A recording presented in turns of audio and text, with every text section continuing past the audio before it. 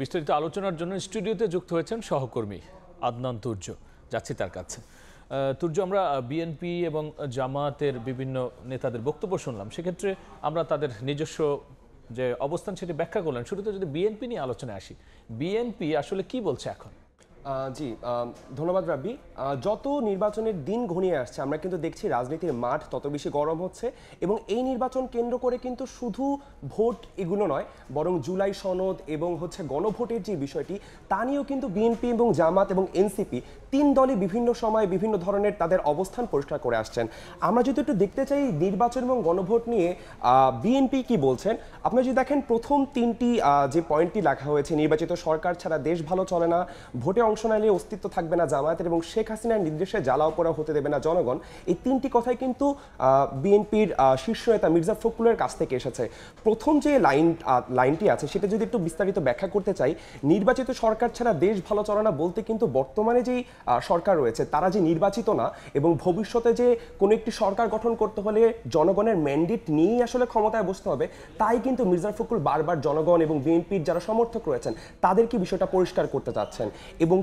এবং বর্তমানে দেশে যে সহিংসতা হয়েছে, কয়েকদিন আগেই কার্যক্রম নিষিদ্ধ আওয়ামী লীগের যে লকডাউনটি হলো, সেখানে যে জ্বালাও পোড়া বা যে ককটেল পেট্রোল বোমার বিস্ফোরণ আমরা দেখতে পেয়েছিলাম, তার দায়ভারও যে বর্তমান সরকারকেই নিতে হবে এবং জনগণ যে এই পুরনো দিনের হরতাল মেনে নেবে না তা কিন্তু মির্জা ফখরুল পরিষ্কার করার চেষ্টা করছেন। এরপরে যদি দেখতে চাই, এই যে রিজভী যখন এই গণভোটের কথাটা বলছেন, সে গণভোটের প্রযুক্তিগত সমস্যার বিষয়টা কিন্তু তিনি এই প্রশ্নের মাধ্যমে ব্যাখ্যা করেছেন। যদি আমরা কিন্তু আবার দেখি যে গণভোট নিয়ে আসলে বেশি সরব হচ্ছে আপনার জামাত। আজকে জামাত আসলে গণভোট বা নির্বাচনে কি বললো?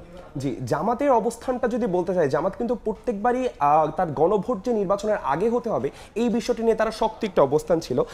আজকে যখন গোলাম পরোয়ার খুলনায় বসে যে কথাগুলো বললেন যে আগের মতো নির্বাচন হলে দুর্ভোগে পড়বে জাতি, নির্বাচনে কালো টাকার প্রভাব বন্ধ করতে হবে এবং নির্বাচনে অনিয়ম করলে কেউ পার পাবে না, তিনটি বক্তব্যই কিন্তু আসলে যে নির্বাচন সুষ্ঠুভাবে পালন করতে হবে তার দিকে ইঙ্গিত করছে।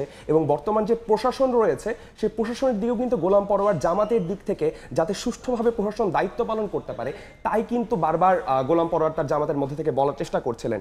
এবং নির্বাচন এবং গণভোট একসঙ্গে করার অস্থিরতা হলে দায় যে সরকারে, সেখান থেকে কিন্তু আমরা জামাত এবং বিএনপির একই সাথে এক ধরনের মিল দেখতে পাচ্ছি যে তারা নির্বাচনে যদি কোনো ধরনের কোনো সমস্যা তৈরি হয় তার দায়ভার শুধুমাত্র সরকার, বর্তমান অন্তর্বর্তীকালীন সরকারের দিকেই পড়বে বলে দুই দলই মনে করছে। আপনি বলছিলেন শুরুতে যে আজকে এনসিপির নেতারও বক্তব্য দিয়েছেন, এনসিপি কি বলল? জি, এই বিষয়ে আমার একটি প্রতিবেদন রয়েছে। আজকে বিকেলে এনসিপি কৃষি উইং আয়োজিত একটি প্রোগ্রামে এনসিপির শীর্ষ নেতারা রয়েছেন, আক্তার হোসেন এবং সামান্তা শারমিন, তারা কিন্তু বারবারই এই গণভোটের বিরুদ্ধে একটি দল যে অবস্থান নিয়েছে এবং গণভোট এবং জুলাই সনদ নিয়ে যেটি ধোঁয়াশার সৃষ্টি হয়েছে তা কিন্তু আজকে তারা বলেছেন। তাহলে আমরা রিপোর্টটা দেখে আসি। শনিবার বিকেলে কৃষি গবেষণা কাউন্সিলে এনসিপির কৃষি উইং আয়োজিত এক সেমিনারে যোগ দেন দলটির শীর্ষ নেতারা। এ সময় রাজনীতিতে গুন্ডা চাঁদাবাজদের আধিপত্য নিয়ে আক্ষেপের কথা জানান এনসিপির যুগ্ম আহ্বায়ক সামান্তা শারমিন। আর নোবেলজয়ী একজনকে সরকার প্রধান বানানো হলেও নানা চাপের মুখে তাকে আত্মসমর্পণ করতে হয়েছে বলে মন্তব্য করেন দলটির জ্যেষ্ঠ সমন্বয়ক হান্নান মাসুদ। 24 পরবর্তী যে সরকারকে একজন ইকোনমিস্টকে আমরা দেশের দায়িত্ব দিয়েছি, নোবেলজয়ী ইকোনমিস্টকে, আমরা ভাবছিলাম যে এই উদ্যোগগুলা নেবেন, কিন্তু দেখা গিয়েছে ইস্টাবলিশমেন্টের চাপে উনি নিজেই আত্মসমর্পণ করেছেন।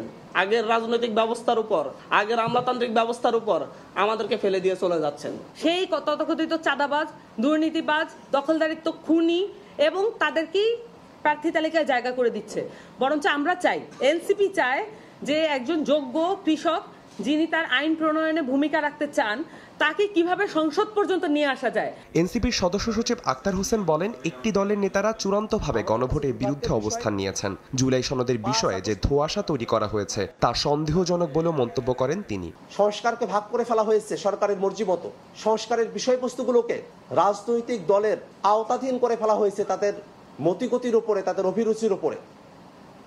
এমন অস্পষ্ট অবস্থায় রেখে বাংলাদেশের মানুষের আকাঙ্ক্ষাকে জুলাই সনদের বস্তু দিয়ে পরিপূর্ণভাবে বাস্তবায়ন করা সম্ভব কিনা সে প্রশ্ন তৈরি হয়েছে।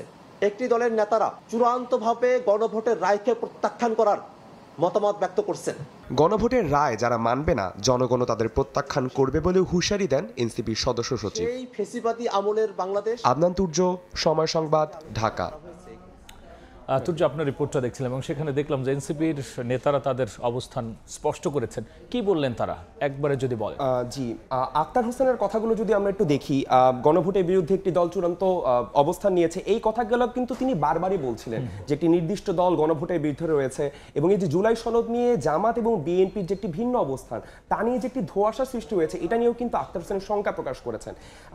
শেষের লাইনটির দিকে যদি একটু তাকাই, জাতীয় রাজনীতিতে গুন্ডা ও চাঁদাবাজদের দখলে, এটি কিন্তু খুব গুরুত্বপূর্ণ। এনসিপি আজকের প্রোগ্রামে বারবার ব্যাখ্যা করছিল তারা ছাত্র রাজনীতি করে আসা মানুষ, তারা যখন বর্তমানে জাতীয় রাজনীতি আসতে দেখেছে, তারা দেখেছে বর্তমান মূলধারা জাতীয় রাজনীতি একেবারেই ভালো না, এবং এটি একটি বিষাক্ত পরিবেশ তৈরি হয়েছে এই গুন্ডা এবং চাঁদাবাজদের দখলে।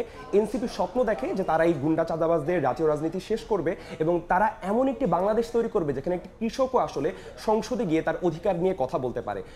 এরকম একটি নতুন বাংলাদেশের স্বপ্নই কিন্তু জাতীয় নাগরিক পার্টি ক্রমাগত বলে আসছে, এবং তারা তাদের সমর্থকদের ওভাবে আকৃষ্ট করার চেষ্টা করছে যে আমরা একটি নতুন বন্দোবস্ত এবং নতুন তারা হয়তো নির্বাচিত যাদের নমিনেশন দেবে তারা ওই দিকটা দেখবে বলে জানিয়েছে। জি, তুর্য, আপনাকে অসংখ্য ধন্যবাদ আলোচনায় যুক্ত হওয়ার জন্য। ধন্যবাদ আপনাকেও। নির্বাচন ও গণভোট নিয়ে রাজনৈতিক দলগুলোর অবস্থান এবং সরকারের দিক প্রকৃতি নিয়ে আলোচনার জন্য স্টুডিওতে যুক্ত হয়েছিলেন সহকর্মী আদনান তুর্য।